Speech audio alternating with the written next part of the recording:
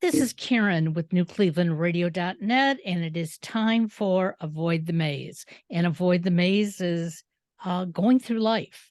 We just want to try to avoid some of the big challenges that sometimes scare us and stop us in our tracks. My guest today is Victor Manzo, Jr. Do you always go by the Junior, Victor? When I was a kid, yes. Now I just go by Vic Manzo, make it nice and easy. Okay. And Vic, you started out your career as a chiropractor. Are you still practicing, or are you really just more of a coach? Long story short, I do not have an office anymore, but I did about after 9-10 months of doing just strict coaching, being in my house all the time. I felt I had like a need. I need to interact with people, even though I'm interacting on the call, but I was like, I need that physical element. So I do temping for chiros every once in a while. If they like need a doc to come in for a day, it's like I can go in, I can adjust, connect, and then I'm out the door, and it's like I'm rejuvenated with that. So how does your training as a chiropractor lead you to coach individuals? All right, how much time do we have? No, I'm Oh, just as long kidding. as you want.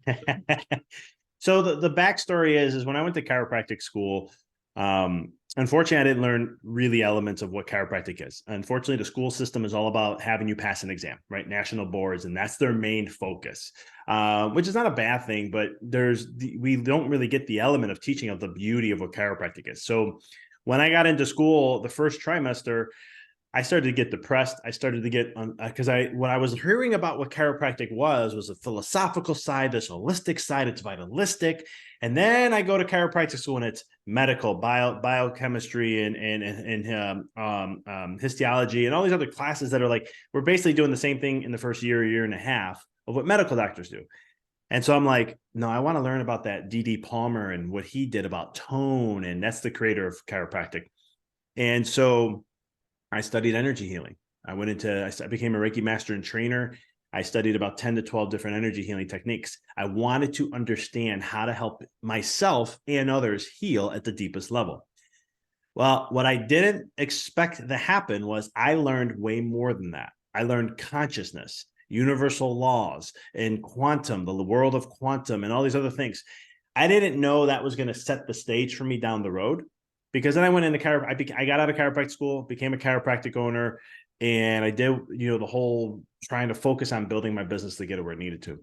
But the principles of chiropractic is vitalistic and holistic, which means that when you think you have one problem, let's say we're going to talk health for a second. So imagine you say, well, my shoulder hurts. I'm going to go see the chiropractor. I think they can help out. I heard some story that they can. When you go to the chiropractor, we already know that the shoulder is not the issue. Unless you had a traumatic injury there, that has nothing to do with why this is happening in the first place. It's just the weakest link that's showing up. I understood that in business, being a business owner, because when I think my problem is X, it's not. Right. But I think it is, right? Like I'm a coach. What's the biggest issue coaches have? They need leads. Same thing as like chiropractors. 15 years. What's chiropractors need? I need more patients. I need no more new patients. No, you don't. You don't need no more patients. Unless you're a startup, you don't need more new patients. And it's the same thing as a coach. Unless you're starting up, you don't need new leads. And then it's like when you uncover, you go under the hood and look at what really is the problem. It's in our subconscious mind. It's our limiting beliefs. It's those elements. And so from seeing it from the chiropractic side, always looking at it from holistically, it allowed me, when I eventually became a coach, to also see that from that perspective. And it gives me a greater sense to help people from an overall well-being. I've never been a type of guy from a chiropractic perspective of like, oh, you have this, I can help you with that, and I'll take care of that. Because that doesn't really help the individual in the long run. It's the same thing in my coaching process. I don't, oh, you need to we'll double your profits. Yeah, we can do that. We'll give you a whole system to do that. And once it's done, it's like, okay, you're good. But what about all the XYZ stuff that you need to help? So that's kind of where chiropractic has influenced and helped me through my coaching process. Well, I love how you started out by saying that, when you go to a doctor or you go to a coach and you say, I think this is what is bothering me. What we are hoping for is that the coach, the doctor is going to say, oh yeah, I've got that magic touch, that magic pill, that magic remedy. When I started taking all these coaching classes, um, each one I went into thinking, oh, this is what my issue is. And wow, I'm going to get it resolved. And I should have known by the third or fourth training I was taking that wasn't the case.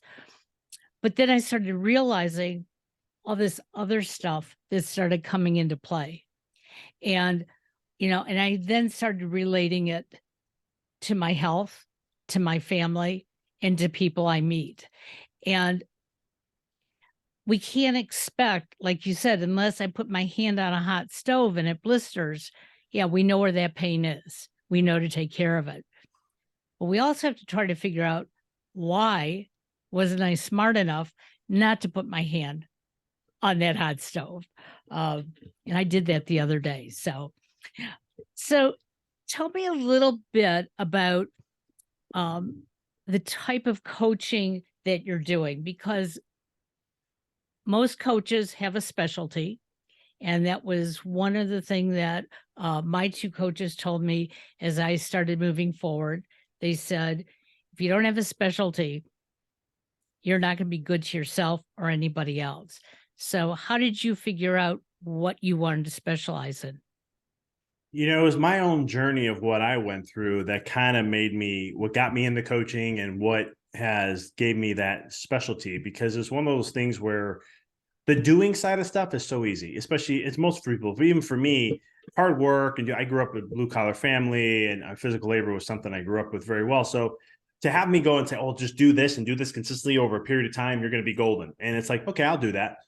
Well, I did everything in the first 5 years of my chiropractic business to the T of everything I could hear from business help, advice, self-help, personal development, the whole grind hustle mentality, the whole sacrifice, the whole, live, don't do anything fun. Just, you're focusing on your thing. This is what you got to do right now. This is all part of it. It'll pay you dividends in the long run.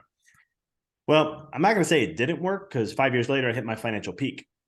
But the other side of that coin was I was burned out every 4 to 6 months.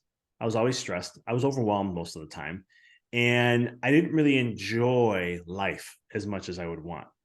And I was unfulfilled, really. I was unsatisfied. I even thought about leaving the profession after that point.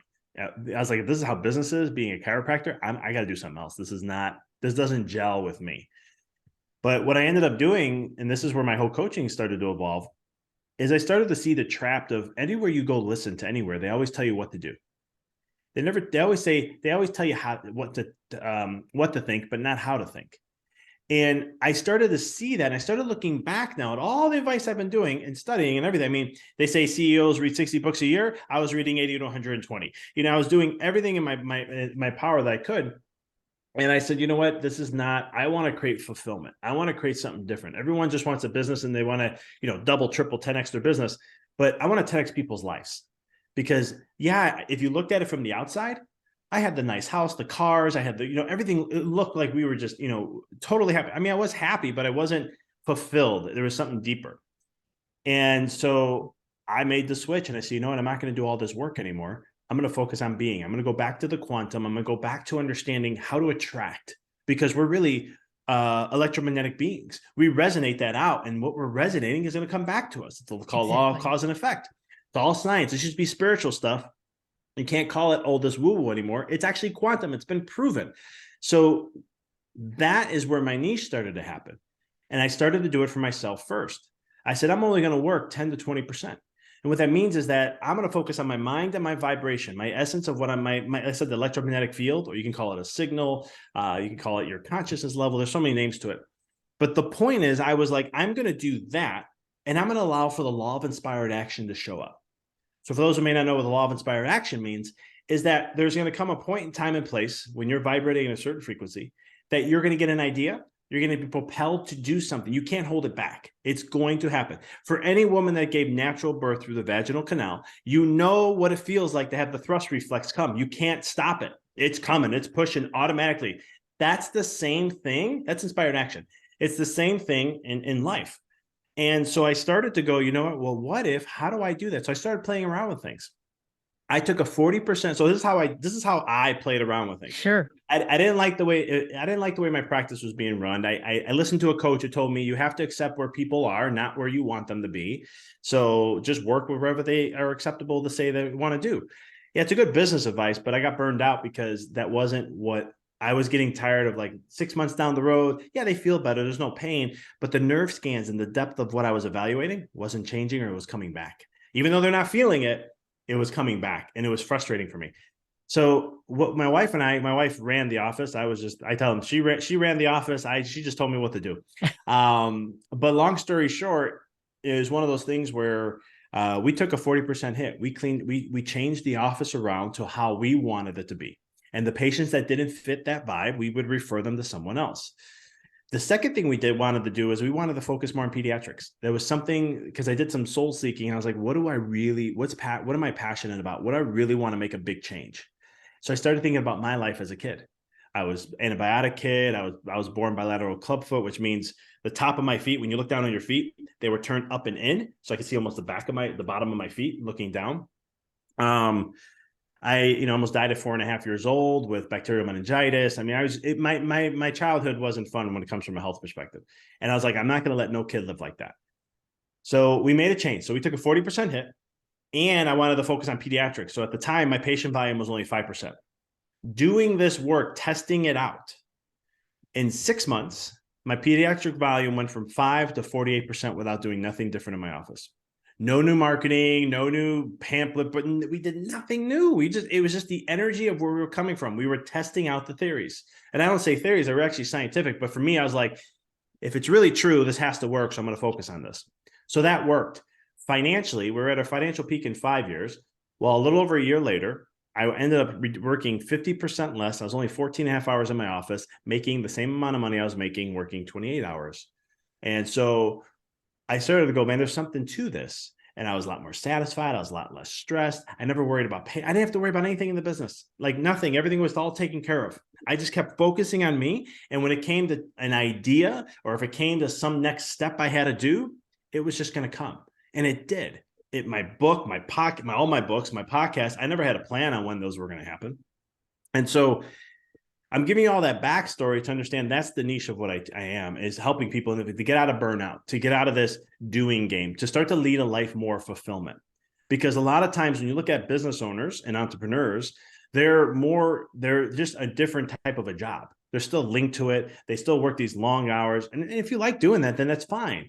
Because I always tell my clients, even chiropractors I coach, I tell them, like, I have no agenda. My agenda is I have no agenda about telling you how to do certain things or a certain system. It's all customized, just like chiropractic is. Chiropractic's customized to that individual. This is how the coaching process is. And it's helping the individual find that fulfillment, what lights them up, and lead a life that's shining their light more. If I get a little spiritual there, it's letting that soul be expressed upon the world, what we really want, that full expression. And so that's kind of where my perspective is of what I do. And, I do it through a lot of different sciences, a lot of different studies. I can say the whole list, but at the end of the day, if someone asks, like, if I had to put in a short little sentence, it's just to help an individual find fulfillment, and fulfillment's defined by the individual. Well, that's why I started this particular podcast, because for a large portion of my life, I kept waiting for that happiness. It's not that I wasn't happy. It wasn't that I didn't have pockets of happiness, but I grew up in an era where, if you work hard and you do all the right things, it's going to happen for you. And it wasn't. And I couldn't understand why I was spinning my wheels and never really getting to where I wanted to be, until I sat down and thought about, what is it that I really want to be? And too many of us don't think about that. Our families, convince us, when you graduate high school, you're going to go to college, oh, these are some great careers. And we listen to mom and dad, or we listen to our high school principal or whoever it is. And we go to college, we take those courses, we get that degree, and we don't want to do this at all. And I saw it happen to my youngest son. He had a music scholarship at a local college. They had a really good program, but he wanted it, but he didn't want it their way. He wanted just to do music. And I looked at him and I said, then why don't you? You don't have to be in college right now if you don't want to be, but take that step and do what you want to do. And he wasn't ready. And I don't think a lot of 18-year-olds are ready to make that step. But he took that advice and he kept thinking about what is it that he wants to do. And his main love is sports. And so he got into sports. He's been working, in management. And he's happy because that excitement is going on all around him. And it ignites him. So I love what you said about when you feel it, when you have that energy, it goes out and attracts other people. And that's what I found when I also started podcasting. Communications has been something I've wanted for years. And when he went to college, I went back and got my master's. Had no idea what I was going to do with it. And then 2 months ago, a friend of mine said, so why aren't you coaching? You have a master's in communication, find your niche. And it was like, no, I'm going to leave that to the victors of the world. And then I thought about it and it's like, yeah, because that's what I do in podcasting for, a majority of my time. But do you find when you are talking to one of your clients about, when you get this energy, things will come to you? Because I will tell you, if you would have said that to me 5 years ago, I would have walked away. But it is true once you start experiencing it, once you start thinking about it. So what do you tell a client when they're sitting there and going, sure, Victor, that ain't going to happen to me? It's the biggest battle I have is because we've been so conditioned with Newtonian physics, right? It's the push, do hard work, condition. This is what I need to do. But that's usually because we have a lack of confidence and trust within ourselves. And so once you start to realize that, you say, well, I have confidence. That's why I do the work. No, because if you understand the power of who you really are, you don't have to do it as much. I'm not saying that work has to be involved. That's part of this formula I've created. You have to have work. You got to take action. But if somebody who's like, yeah, you're going to tell me I just sit around and things are going to, or I just got to work on this, I kind of have a process I'll take them through. So I don't say that to someone right off the bat. Like if I'm talking to a lead, I'm not going to tell them, yeah, we're just going to do this and this is what's going to happen. And that's all going to work out. They're going to look at me and go, what the heck? It's like, I learned this in chiropractic and it's actually a marketing tool, right? You tell them what they want to hear, not what they need to. And then when they kind of go ahead and move forward, then it's like, okay, now this is the work we're going to have to do. Here's the basis. But I walk them through a process of understanding how these things work. And those are my clients who they take all their conditioning and constructs and programs and all that stuff and let it go and just trust the process. It's amazing what shows up for them. I mean, it's just unreal. And some of the stuff I sit back, I go, man, I wish I had that kind of a breakout like you're having. That's awesome. Like, it's just amazing with the work they do. But then there's some that struggle, and they struggle because they're fighting it. They're like, oh no, I need this. I need to do this. Why do you need to do that? Like, what do you feel? No, let's take a step back. Is that a feeling? Is that, because I teach a lot of people to get out of their minds, start to get into the body, start feeling again, start being intuitive. What does that emotion mean? When you feel this, what does that mean to you? Well, I don't know what it means. Well, we got to tap into that because there's information, there's data there. And you got to feel this out. You can't think it. You can't think. Eventually, you can use your mind and say, well, you know what? Every time this happens, I've noticed a pattern. This is showing up. So that must mean that's a good thing. All right, we're gonna program that and say, when I feel this means that. And now all of a sudden, we're more into a flow of life rather than trying to control life in every aspect of what we think. But yeah, it's one of those things I always tell them in the big. There's stuff that I will share through my process very scientifically. Like I'll bring a lot of quantum physics studies up and show them what this means and what that meant for consciousness and what does that mean for us.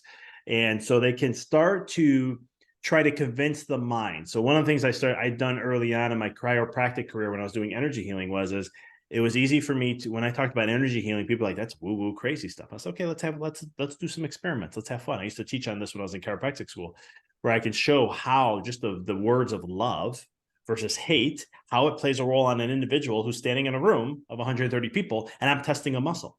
And I can show them, like, the person does not know. Here's the beautiful thing about this. The person I'm testing has no idea what's going on in the room. We conditioned the crowd to be like, when I do number one, that means love. When I do number two, that means hate.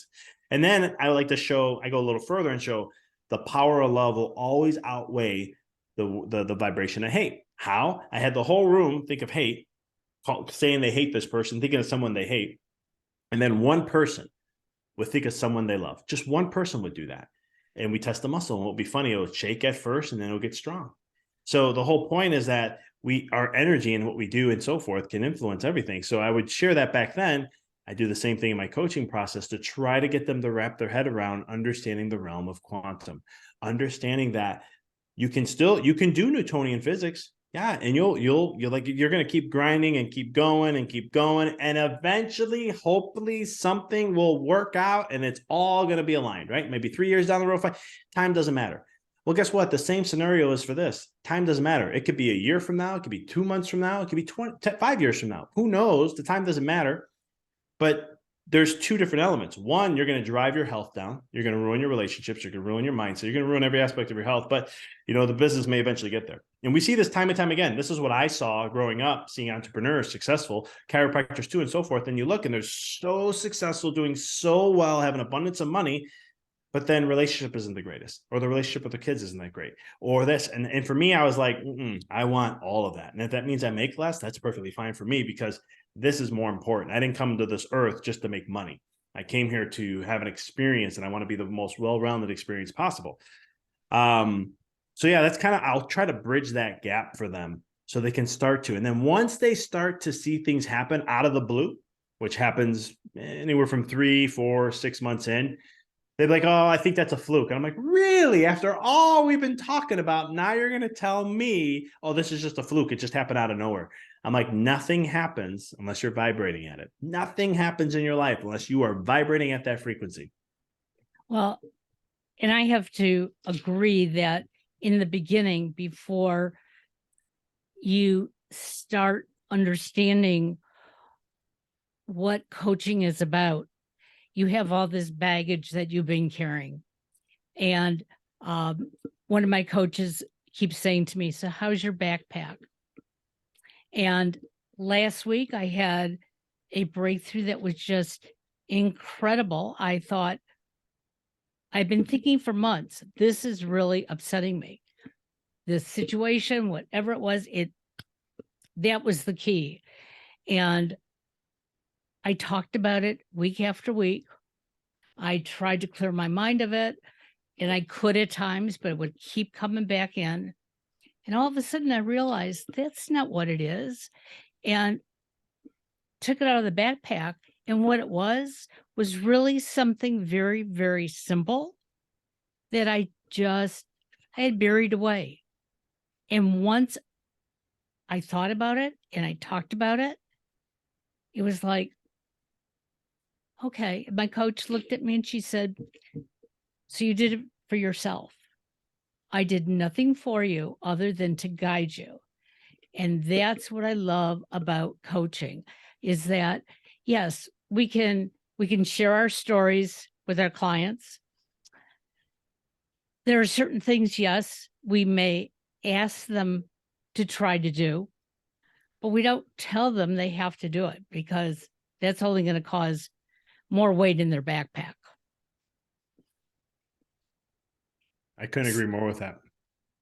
So you told me before we went online that you sort of realized that as much as you love coaching and helping people, that you miss the connection with people as a chiropractor. And so, you sub and you do that. Do you use your coaching skills while you're doing chiropractic work? No, usually I just go in. They know I'm a coach because they see my resume and like, oh, he does coaching and he coach chiros. Like, can you give any tips? I'm like, I don't give free tips, but I'll, if something comes up. But it's kind of, I like to be challenged sometimes. So I go to offices that are totally polar opposites to what I did, but adjusting is adjusting. And I know thankfully I know about 20, 30 different techniques in chiropractic. So I'm very versatile in the aspect. But I remember I kept telling my wife, I was just getting to a point where it was just like, I was I'm in a house all day long and I'm in my office and I'm doing work all day, and I don't around. I love being home. I have an 8-month-old, almost 9, and I get to spend, I seen her growing up every phase. I love it. It's great. Before getting on the podcast, I took a break from my morning work and I went to go for a nice walk with my wife and my daughter. So I love that life, but there was a mental thing that just was like, I need to get out. I just need to go and adjust. I just want to go and adjust and just experiment. So it's been fun because I've been thrown into some things where I'm like, I wasn't told I was supposed to do that. But I'm like, okay, just I'll keep in the lines to try to keep it referenced to what you are. But it helps me as a coach because half of my clients are chiropractors. And it helps me then to like, I'm thrown in a mix where I'm like, I don't know the philosophy of this office. I don't know how they explain things. I don't know this. So I got to just feel the energy of that, right? Trust the feeling, what I tell my clients all the time, feel intuitive, feel what you have with it. And feel when I'm in that moment, if I'm sharing a report, which I just know the person based off a piece of paper. I never met the person before. And then yet I'm still able to execute, be able to share a care plan, get them inspired. They get really excited to start and they sign up. And I'm sitting there going, all right, my ego's like, you still got it, kid. You still got it. But it's the other side that's just like, I'm applying things that I teach. So it's a kind of like a fun little thing for me. And it's also a good distraction. Just to, some people are like, well, if you're doing so well in coaching, why do you do that? I'm like, because it's a distraction for me. I need that. I'm the type of individual, I can't just focus all on one thing all the time. Right. I'll get bored within a few months. I'm good at focusing really high intensity, but to do it over a long period of time, I need distractions just to take breaks. And I learned this in chiropractic school. I remember one of my friends, I was telling him, I was like, I'm going to get into this MLM, multi-level marketing, network marketing stuff.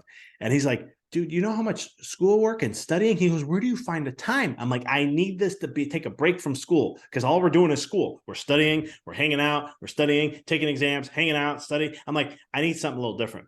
And I did. And it actually helped me drastically, which a lot of my friends are like, I don't get how you have time to do all that other stuff plus this. And you have very little time to study, but yet you study and you know the material. How are you doing this? I'm like, it's pressuring me. It's testing me. It's challenging me. I need a challenge. So anyway, I digress, but that's kind of the mechanism. But when I go into there, some people are like, can you give me tips? And I'm always like, I'm here just to show up, take care of the office, take care of your patients, and give them really good quality care and take off. And some chiropractors have and liked me so much, like, can we have you like monthly? I'm like, this is how many days I only allow per week max. So if you can take it every week if you want, I don't care. It's interesting as you were talking about that. I've been working in IT on and off for the last 30 years, something like that, since the early 90s. And what I was doing was training, and that position in January went away. And like you, I needed something else. Okay. And I was using my skills in training, but it was just different enough. Well, they gave me another assignment, and it's uploading software on computers in the big box stores where like nothing works. So I mean, I go in to do it and I can't do it. And I'm one of these people that if I'm going to do a job, I want to do it and I want to do it right. So for the first month I was doing it, I was coming home, I was miserable. And I kept calling, the manager and saying, look you don't need me to go out there because I can't do the work. And he'd say, you just have to go out there. If you can't do it, you write up your report, you leave. So a month into it, I'm ready to quit. I go into one of the big box stores to do it. And again, nothing is working.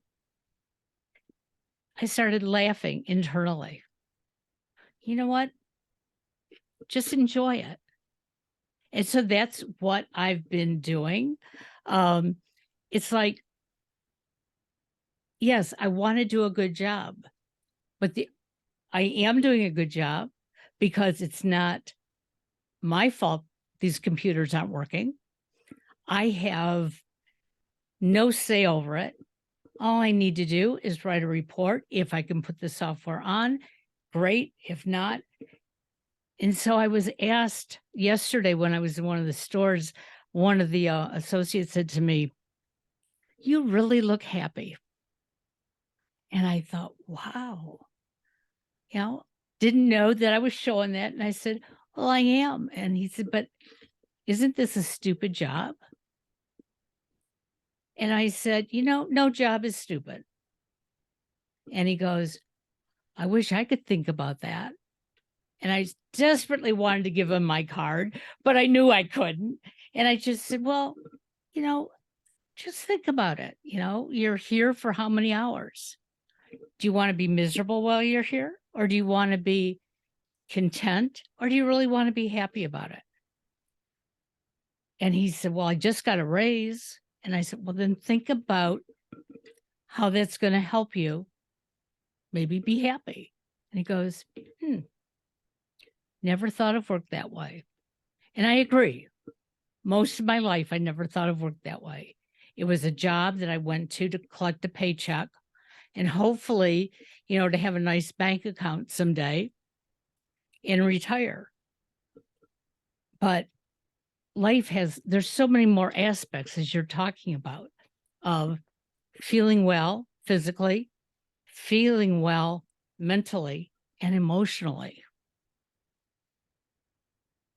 So how do your clients find you? Because if they know you as the chiropractor, they probably don't know you as the coach. No, so I mean, I have my own podcast, which helps out, get my message out there. And for people who are like, who is this guy? Never heard of him before. I'm like, I got about 450 some episodes. Have fun, go binge for a couple months. You get to know me really well. So there's usually that. I do sometimes once in a while some workshops, free workshops. I'll throw out there through my database and stuff and say, hey, I'm talking about this topic, or the recession fears and all that. That's something I'm eventually I'm feeling called to it. Here comes that inspired action talk, right? Like, great idea, right? Oh, I should do it. But it's like, I'm not feeling the energy there, so I'm not going to. But I know it's coming. Like, it hasn't left my mind. I've been talking about this for like 2 months, so I'm like, I know it's eventually gonna. All of a sudden, one day, I'll just be like, I'll look at my wife. This is how it happens. I'll look at my wife and go, I got to get this workshop done. Give me like an hour and I'll be done. I'll have it. I'll prep ready, recorded, and be cleaned up and ready to go in an hour. She's like, I've seen you do workshops faster. Now, some people go, how are you going to workshop? It's just inspired action. Because what the thing about inspired action is you get things done faster. It's like a kid who's interested in learning, right? You can teach a kid who's interested in learning. They learn things so quick and so fast, right? I love how you brought up the whole value thing. Like, we were talking about, like, I was going to this job and this, and then eventually just shifted my perspective, or I just enjoy it. Sometimes I tell people, like, it's just a shift of the mind like that, where you reframe it. And just I was talking to someone this morning about, like, look at a garbage man or garbage woman or just garbage person who's picking up garbage, right? They can be so like, I just deal with garbage. This is boring. This is that. And they're not going to have a good experience. They're getting the paycheck and that's it.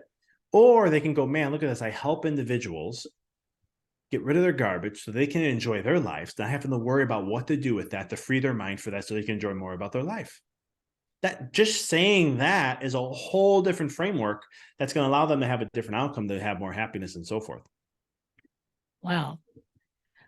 I think our listeners are going to get a lot out of today's podcast with you. How can they find you? My website is my hub. It's empoweryourreality.com. You go there, you can see I have a couple free classes. I have one on right now. I have one on quantum abundance. So I teach you the elements of what I went through to break out financially, and it had nothing to do with doing, and kind of some of the things we talked about here. My podcast can be found in there. If you want to catch me on social media, it's on the bottom left of my website and so forth. Well, we definitely will put that in the show notes. So those of you listening saying, hey, I didn't get it, it's in the show notes. Victor, you have been very inspiring for this Monday morning. And I'm very excited because I filled my day today with one recording after another, because I'm taking the rest of the week off. And when I looked at the calendar yesterday, my first reaction was, what did I do to myself? But now I am even more inspired because what I did was what I wanted to do. And last night I didn't see it that way. And you know what? As coaches, we're not perfect. We have our ups and downs as well. And I think that's why we work with other coaches as well, so that we can, um, just have the best experience while we're here on the earth. So thank you so much. Enjoy the rest of your day, and give your little girl a hug from all of us. Okay.